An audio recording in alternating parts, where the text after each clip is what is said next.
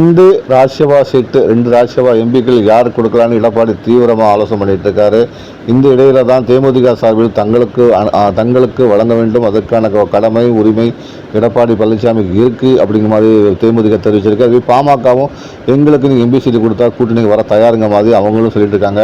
தேமுதிக ஒரு பக்கம், பாமக ஒரு பக்கம் அந்த எம்பி சீட்டை பெறுவதற்கு முயற்சி பண்ணிட்டு இருக்காங்க. இதுக்கிடையில் எடப்பாடியில் அதிமுக தரப்பில் 2 எம்பிக்களை நாமே வைத்துக்கொள்ள வேண்டும், நம்முடைய அதிமுக சார்பில் 2 எம்பிக்கள் டெல்லிக்கு அனுப்பணுங்க மாதிரி அவங்களும் கோரிக்கை வச்சுட்டு இருக்காங்க.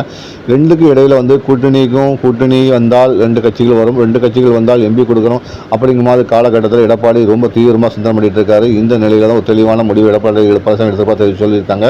அது என்னன்னு பார்த்தீங்கன்னா பாமகவும் சரி தேமுதிகவும் சரி எம்பி சீட்டு கிடையாது, நியமன சீட்டு அதிமுக சார்பில் வழங்கப்பட மாட்டாது.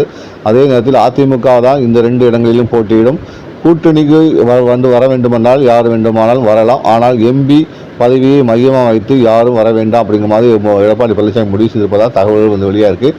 அந்த வகையில் பார்த்தீங்கன்னா தேமுதிகவும் சரி பாமகவும் சரி அதிமுக தரப்பிலிருந்து எம்பி சீட்டு நோ சொல்லப்பட்டு இருக்கிறதாக தகவல் வெளியாகியுள்ளது.